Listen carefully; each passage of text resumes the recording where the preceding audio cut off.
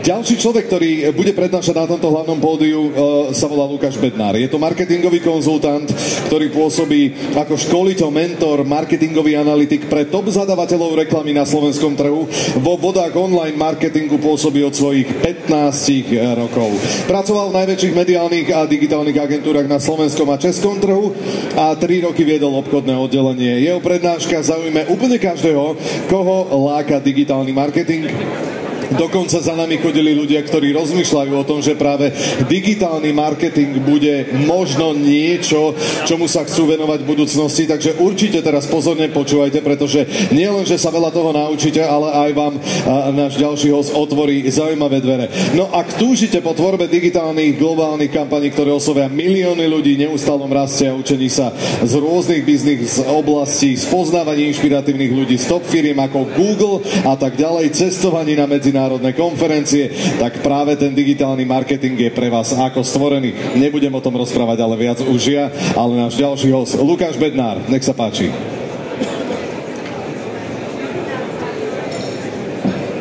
Dobrý deň, prajem. Moje meno je Lukáš Bednár, ďakujem za toto intro a v marketingu pracujem už 17 rokov. Veľmi sa teším, že dnes si budeme môcť povedať niečo o tom, prečo, alebo skúsim vás namotivovať, prečo by ste aj vy mali pracovať a mohli pracovať v digitálnom marketingu. Dobre, čo si dnes povieme? V zásade budeme sa baviť v rámci týchto vecí. Máme na seba nejakých 25 minút až pol hodinu. V prvom rade by som sa vám rád predstavil v úvode, aby ste vedeli, že tak ako bolo spomenuté, prečo práve ja vám tu niečo idem hovoriť o digitálnom marketingu. Jednak som začínal v 15, jednak to robím 17 rokov, teraz viete môj vek. Ďalej si povieme niečo o tom, nejaké otázky si dáme na zahriatie a potom bude aj kvízová otázka, budete možnosť vyhrať nejaký merch, túto kľúčenku z Google, takže verím, že vás aj takéto niečo poteší a na konci dňa, tak ako vidíte, si pozrieme aj 10 dôvodov, prečo pracovať v digitálnom marketingu. Na záver som pridal ešte 4 tipy, ako by ste mali začať v digitálnom marketingu. Tak poďme na to, poďme na ten kvíz, na tie otázky. Keď by som vás mohol poprosiť, tak v zásade potom budeme dvíhať aj nejaké ruky. Ja sa ešte teda predstavím, ako som spomenul. Všetky informácie nájdete na lukasbednar.com, či už YouTube, Facebook, Instagram a podobne. Nejaké odkazy. Nebudem o sebe veľa hovoriť, bolo už toho povedaného dosť. Certifikáty. Tento slajd som tam nepridal kvôli tomu, aby ste videli, aký som šikovný, ale kvôli tomu, že určite si robte certifikáty. Na konci sa dozviete, aké 4 tipy dávam na štúdium, s tým, že tie školenia sú väčšinou bezplatné, tak je to úplne skvelé. V týchto spoločnostiach som pracoval, momentálne minulý rok som zastupoval Slovensku a Českú republiku ako Google certifikovaný tréner, pracoval som aj v mediálnych a digitálnych agentúr a v najväčšom médiu News and Media Holding. Keby ste niekto na mňa potrebovali kontakt, tak toto je stará vizitka, ktorú používam, aj v papierovej forme a potom je tu takáto moderná vizitka s QR kódom. Určite odporúčam, ak nemáte vizitky, tak používať aj túto formu. Dobre, poďme však na to. Otázky na zahriatie. Kto chce mať čas z vás? Môžem sa takto spýtať, skúste kľudne vyhnúť ruky. Kto chce mať v živote čas? Dobre, super, ďakujem za úprimnosť. Budem úprimný, marketéri to máme veľmi ťažké, čiže ak chcete pracovať v marketingu, tak toho času bude fakt málo. Keby som vám povedal tento týždeň, tak je to od 6 rána do 11 večera asi každý deň, čiže marketing je fakt náročný, je krásny, ale je náročný. A dosť vás chce mať peniaze. Super, super, tak v marketingu je to možné, takže teším sa. Dá sa mať aj obidve, samozrejme, treba si nastaviť vhodný work-life balance. Druhá otázka. Máte radi reklamy? Kto z vás má rád reklamy? A kto ich neznáša? Kto ich neznáša? Ja som dvihol aj tak ruku. Záleží. Sú pekné reklamy, samozrejme, ale sú aj veľmi zlé reklamy. Nebudeme si dnes hovoriť nejaké príklady. Určite uznáte za vhodné a viete sami lepšie posúdiť. Kto z vás chce zarábať na 2000 eur? Dal som tam na schvál takúto hranicu. Super, ostatní sú spokojní tam, kde sú, ale zhruba polovica a viac chce zarábať viac. Opäť v marketingu je to možné. A taká ešte marketerská otázka, lightová. Používate Facebook? Používate Facebook. Super. Toto boli tie otázky na zahriate. Ja som sa tiež s vami spolu zahrial týmto dvíhaním rúk. A v podstate, ak ste sa našli v nejakých tých otázkach, nemuseli ste odpovedať 4-krát áno alebo nie. Vždy máte možnosť pracovať v digitálnom marketingu. Je to úžasná oblasť. Odporúčam. Ja by som bol veľmi rád teda, toto je tá kvízová otázka na záver, jedna. Kto ju uhádne, kto bude najbližšie, tak získa tento merch od Google. A čo si myslíte, koľko percent ľudí vo veku 12 až 79 rokov na Slovensku používa internet? Alebo teda...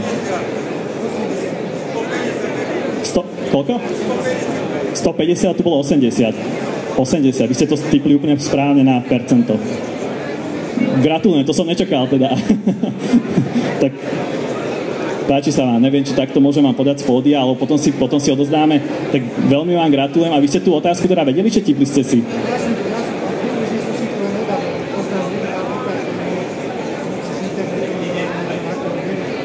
Super, super.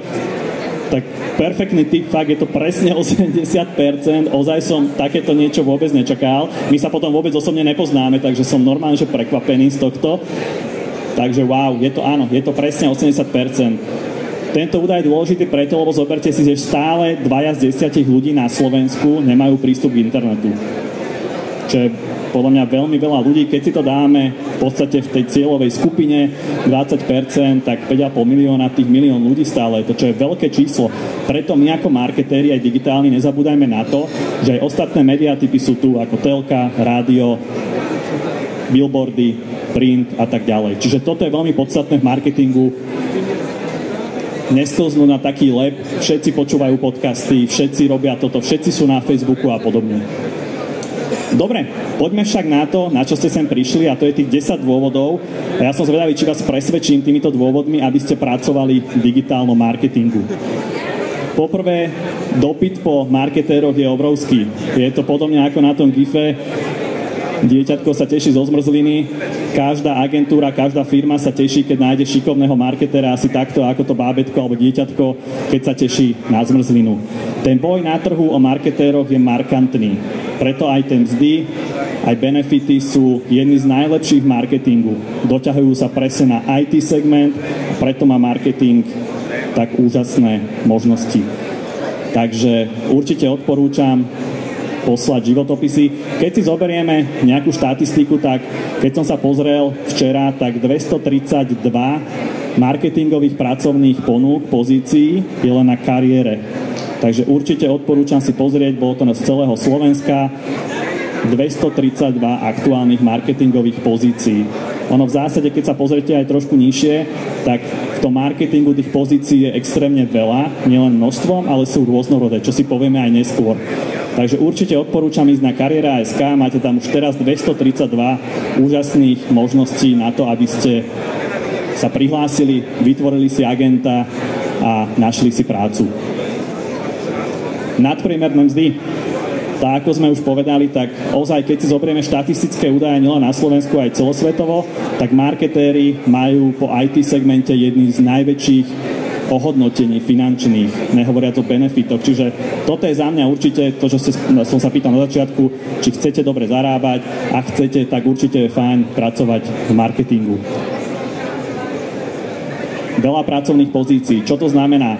Ak ste napríklad na čísla, môžete byť analytik, tak nájdete uplatnenie aj v marketingu. Je to dosť možné, môžete pracovať ako webový editor, môžete pracovať ako nejaký webový content creator a podobne. Čiže tých pozícií je veľa, môžete ako webový analytik pracovať a podobne. Ak máte radi grafiku, opäť, tak môžete pracovať ako grafik, ako kreatívny človek, kreatívny riaditeľ a podobne.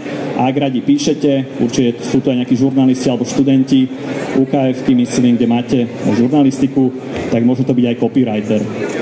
Samozrejme, ak chcete byť manažérom, lídrom, tak v marketingu sú štandardne obrovské možnosti na to byť riaditeľmi firiem. Ja som si ešte googlil trošku a pozeral som si aj štatistiky, prieskumy.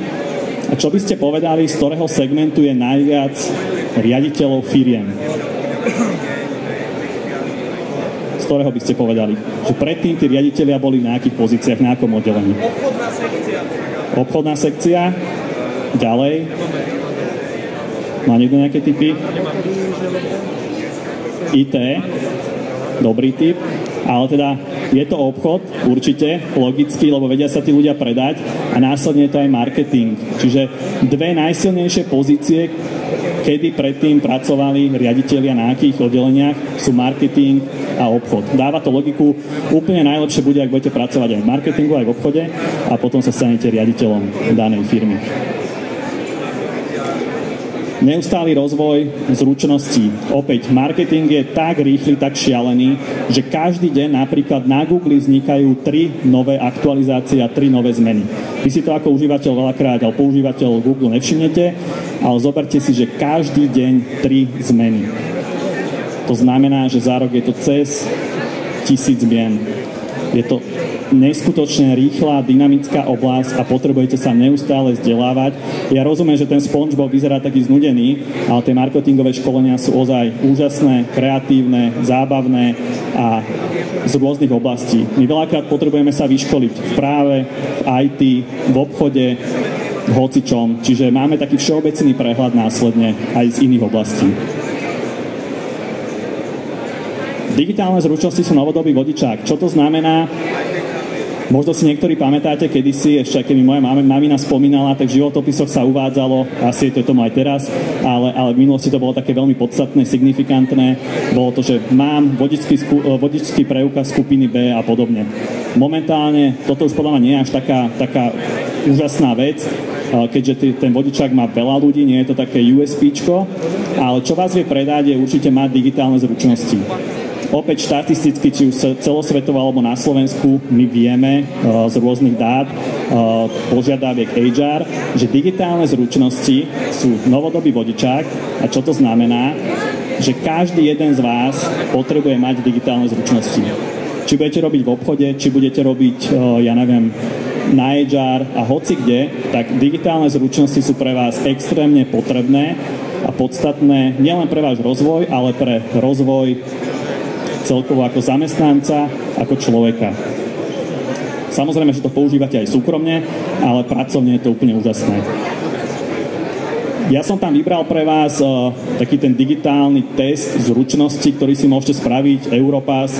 Odporúčam určite, ak chcete, tak je vhodné si to spraviť, otestovať sa, ako ste na tom. Možno tí mladší, pre vás to príde možno trošku smiešné, lebo ho prejdete asi veľmi dobre, ale uvedome si, že presne máme samozrejme na trhu práce ľudí od 18 rokov až do 65 a kľudne aj vyššie, takže je potrebné sa vzdelávať aj v tejto oblasti. Marketéri vedia pracovať odkiaľkoľvek na svete. Toto je úplne úžasná informácia. Ja som tu pred chvíľou sa bavil s jednou pani ohľadom toho, že by chcela robiť pre hotely v Taliansku. Je to absolútne možné zo Slovenska. Toto je úžasná vec v IT a v marketingu, že vy máte možnosť vašej obývačky pracovať na svetových projektoch. Mne napríklad prišlo kedy? 2-3 mesiace dozadu dopyt z Dubaja, či by som robil marketing pre ich hotel. Perfektné, nie? Mne do obývačky domov prišiel dopyt, super, robím pre Dubaj, z Trnavy, môžem presadiť aj odkiaľ. Čiže je to úplne úžasné, čiže máte možnosť pracovať zo Slovenska pre celý svet, samozrejme je tam potrebná vyžadovaná veľakrát angličina, aspoň ako jeden svetový jazyk, ale samozrejme takou druhou výhodou, ktorú ja extrémne veľa využívam, je, že máte možnosť aj cestovať, ak chcete. A poviem vám tip, ako to robím ja, keď mám nejakú pracovnú cestu do zahraničia, tak idem v štvrtok alebo piatok, ak sa dá. Následne ostanem do nedele a sobotu a nedeľu to využijem ako súkromnú dovolenku.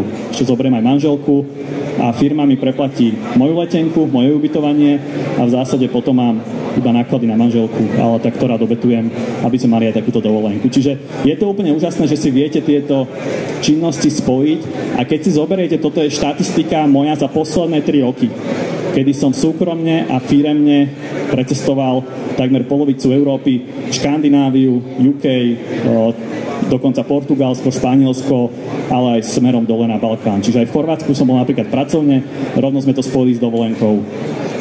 Benzín, diaľničné známky, všetko preplatila firma, čiže v zásade je to úplne super. Určite využívajte tie možnosti, ktoré máte v rámci firiem. Je to skvelé. A takto to vyzerá na mojich cestách, samozrejme, lebo veľakrát si myslia všetci, že teda ja tam idem pracovať a som tam na pláži, ale ja sa samozrejme aj z tej pláže, aj z toho auta, aj hoci kde pripájam takto na notebook. Výhoda toho pracovať v online marketingu je, že vy potrebujete v zásade notebook, potrebujete elektrickú energiu ideálne, preto mám aj powerbanku na notebook, potrebujete internet. Toto zväčša máte dostupné kdekoľvek. Čiže možno niekde na ostrovoch bol s tým problém, ale v 99% tam všetko bolo. Možno občas ma trošku nahneval pomalý internet. Čiže takto vyzerajú aj presuny na letisko, z letiska, tam je vľavo myslím New York, nejaký park, takže dá sa takto, otvorím notebook, ktorý mám pri sebe a pracujem. Samozrejme nepracujem celú dobu, aby ste si nemysleli, ale to nemôžem prezradiť. A potom to vyzerá takto aj na pláži po obede, napríklad, kedy si vylihujem, niečo pracujem a v pozadí pozerám na more a popri tom sa niečo popracuje. Čiže toto je vlastne pohľad na neúplne môj každý deň, ale na moju kanceláriu. Chceli by ste aj vy, tu nejaký zásah policajtov, chceli by ste aj vy nejakú takúto podobnú kanceláriu? Kto by chcel takúto kanceláriu mať? Vyzerá to lepšie než tie biznis budovy však. A vy ju máte možnosť ako digitálny marketer mať. A nemusíte byť digitálny nomád pol roka na cestách. Stačí tam ísť štvrtok, piatok, sobota, nedeľa a takto môže vyzerať váš office. Samozrejme, toto ešte počas pandémie, na letisku myslím, kedy som tiež si otvoril notebook a pracoval opäť. Čakáte na letisku 2 hodiny, využijete ten čas, máte ho platený. Je to úžasné. Záleží na vás, či to chcete využiť alebo nie. Preto aj napríklad moje návštevy u lekára vyzerajú tak, že takto vyzerám v čakárni. Opäť nenudím sa, popracujem si, občas ponadávam, kto mi čo poslal a je to super. Samozrejme potom som nahnevaný, keď mám rozpísaný mail a lekár ma volá dovnútra, občas ešte pustím aj nejakého pacienta, lebo chcem si to dokončiť. Takže ešte aj tí pacienti sú radi, že ich pustím na konci dňa. Opäť v digitálnom marketingu nič nezvyčajné. Vy si to viete takto zmanažovať krásne. Tomuto bodu som venoval veľa času, lebo ja ho fakt využívam doslova každý mesiac, keď niekde idem. Opäť vľavo je pri Times Square v New Yorku. Som si takto sadol na slniečku, popracoval a vpravo vidíte, opäť sme boli v Chorvátsku na lodi. Zase poviete si, že chodím si po lodiach. To bola pracovná aktivita. Zo Slovenska, Trend Regata sa to volá, 200 účastníkov Slovákov, kedy sme súťažili, kto vyhrá na lodi, ale popri tom sme mali aj chvíľky voľna, tak som to využil tak, že som si otvoril notebook a takto niečo popracoval. Budem úplne úprimný, pracoval som tak asi 15 minút. Je to veľmi nekomfortné, peče slnko na ten notebook, je vrelý, na tom displeji nič nevidíte a úprimne asi nechcete pracovať pri takomto pohľade. Čiže bolo to fakt nutné zlo, priznám sa, nebavilo ma to, nechcelo sa mi, ale spravil som. Dobre, pracovať môžete presne takto z obývačky, čiže pre hociakú zahraničnú firmu, môže to byť aj Google, môže to byť Facebook, môže to byť ktorákoľvek firma na svete, tak vy viete v digitálnom marketingu pracovať takto. V obývačke, opretý, s notebookom a pracujete si. Úžasné však, takéto možnosti, keby som sa spýtal možno starších ročníkov, kedysi to bolo absurdné, aby takto sa pracovalo, že? Čiže toto sú novodobé možnosti, ktoré sú tu a nielen mladí ľudia, kdokoľvek má k ním prístup. Čiže toto je úžasná vec v digitálnom marketingu a viete si ju manažovať. Samozrejme, v digitálnom marketingu, ale aj celkovo, je úžasné to, keď budete pracovať a dúfam, že vás aj toto namotivuje, tak máte extrémne veľa pozvaní. Nedostal som ešte pozvanie tancovať v Let's Dance, lebo asi vedia, že zle tancujem, ale nie som taká osobnosť, ale v podstate je úplne úžasné, že vy automaticky dostanete pozvania do kina, pozvania na premiéry, pozvania na gala večere, pozvania na výročia. Jednoducho tých pozvaní je toľko, že za týždeň sa z toho môžem zblázniť, že každý večer niekde som, stále ma to baví. A vstupenka do tohto je presne cez prácu v digitálnom alebo v marketingu. Čiže je to úplne úžasné. Ja pevne verím, dievčatá, že s Viktorom fotka by sa vám páčila, že? Tak, alebo neviem, nejaký favorit, keď tam je teraz možno niekto iný, možno na nože Martina alebo podobne. A babička bude rada, keď sa odfotíte s Giskou napríklad. Čiže to je tiež úžasné babičke ukázať fotku s Giskou, tam je moja manželka potom s Adelou a podobne. Čiže opäť pozvania. Dúfam, že sa nenahráva tento event, tento môj vstup. Sice tam je kamera, ale prezradím ešte jednu vec. Ja mám tieto eventy strašne rád. je tam dobrý catering, sú tam dobré chlebičky, je to úžasné. Chodím tam autom, čiže dám si nealko, ale na konci dňa určite odporúčam pracovať v digitálnom marketingu. Najlepšia vec, podľa mňa, čo v marketingu sa môže diať, je to, že chyby sa odpúšťajú. Keď si zoberieme, že lekár spraví nejakú chybu, tak môže zomrieť človek. Je to smutné, ale je to tak. Keď v banke spraví niekto chybu, tak môže to stať veľa peňazí. Ale ja to poviem úplne otvorene, keď marketer spraví chybu, tak sa nič nedieje. Videl som veľa chýb, ktoré sme ako marketéri spravili. Vždy to dopadlo dobre, nikto sa nevyhodil, je to v pohode. Neviem si predstaviť také chyby, keby spravil lekár, či by ešte operoval. Čiže ak radi robíte chyby, radi robíte chyby, nechcem vás takto motivovať, ale ak sa nebojíte chýb alebo robíte chyby a hanbíte sa za ne, tak choďte robiť v marketingu, lebo veľakrát to ešte využijete vo svoj prospech. Takže aj z takejto chyby napríklad vieme spraviť peknú kampaň. Čiže ak niekto takéto niečo by spravil, tak ešte to vieme aj využiť. Na konci dňa u nás sa dá všetko zachrániť. Čiže spraví sa nejaká chyba, opravíme to veľmi rýchlo, do minút, do hodín, do dní, nič sa nedieje. Keď lekár zle zoperuje, je to o mnoho horší problém, bohužiaľ. No a ešte taká, podľa mňa skvelá vec, a týka sa všetkých ročníkov, tak sú to party. Marketéri majú najlepšie teambuildingy, najlepšie party. A nebudeme si klamať, je to tak. A hovoria to všetci marketéri, takže musí to byť pravda. Ja vám veľmi pekne ďakujem. Dúfam, že týchto 10 bodov vás aspoň niektoré z nich motivovali. A teraz by som vám rád povedal, ako začať. Lebo toto bolo síce pekné, čo viete získať v marketingu, ale podstatné je, ako začať, ako získať nejakú prax, vedomosti a tak ďalej. Moje najväčšie akoby know-how, alebo čo vám viem odporúčiť, jeden tip je, pracujte na sebe, vzdelávajte sa. Neznamená to, že si otvoríte knihu a teraz budete čítať si 10 kníh, aj keď čítanie je šľachetné, ale v marketingu sa radi vzdelávame nejakými inovatívnymi formami.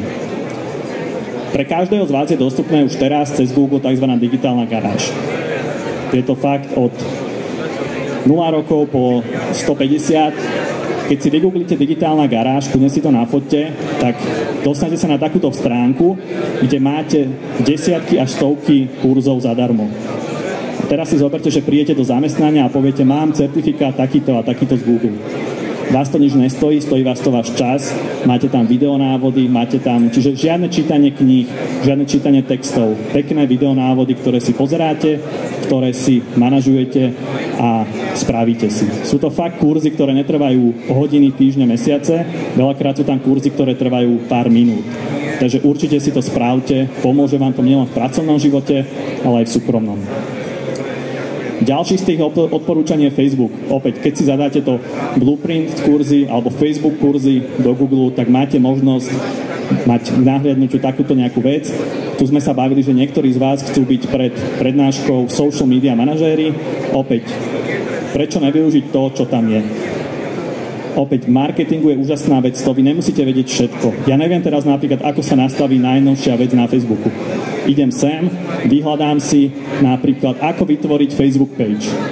No mám tam video, hore, ľavo, pozriem si ho, otvorím si ho, video môže mať 5 minút, nastavím si to a je to. Čiže nemusím vedieť všetko, tak ako nás drillovali možno v škole. Ja práve, že potrebujem vedieť, ako si viem nájsť to, čo neviem. Ďalším odporúčaním mojím je Digitálna univerzita. Je to slovenský projekt, pekný projekt. Je to už nie teda bezplatné vzdelávanie, ale platené. Ten najnižší kurz tam stojí, myslím, to štúdium 790 eur za pol roka, kde máte 16 prednášok. Ak chcete investovať do seba nejaké peniaze, tak určite odporúčam Digitálnu univerzitu. Potom napríklad je to Vita.sk, kde máte opäť možnosť si vybrať nejaký online kurz, samozrejme v nejakej cenotvorbe a pozrieť si konkrétne to, čo vás zaujíma. Pre seniornejších marketérov je tu aj kurz DIMAGu, ktorý robí Združenie pre internetovú reklamu a tento kurz aj tento certifikát, keď si spravíte, vám doslova zaručuje takú prestíž v marketingu, že už ste seniorný marketér. Opäť, nezačínal by som v tom kurze, ale ak ste tu už pokročili marketéri, prípadne študenti marketingu a chcete sa vyzdvihnúť, tak odporúčam ten DIMAG. Čo teda spraviť, aby ste mohli začať v marketingu? Je to absolútne jednoduché, dôležité nie je vedieť všetko, môžete teraz nevedieť nič, absolútne je to v poriadku. Vy potrebujete začať, keď viete, z ktorého filmu to je ešte z Matrixu, tak v zásade všetci marketéri, Google, Facebook, platformy svetové vám podávajú ruku, dávajú vám možnosti vyškoliť sa a ukazujú vám, poďte robiť do digitálneho marketingu, ale hlavne nikto vás tomu neprinúti, musíte začať sami od seba. Ja ešte, keby som mohol poprosiť potom aj spoločnú fotografiu, tak by som bol veľmi rád. Neviem, či môžeme teraz, alebo môžeme aj nejakú selfiečku. Ak s tým súhlasíte, teda súhlasíte s tým? Verím, že áno, tak kľudne telefónom môžeme spraviť nejakú spoločnú fotku. Takéto prekvapenie som si pripravil, som si aj nespomenul.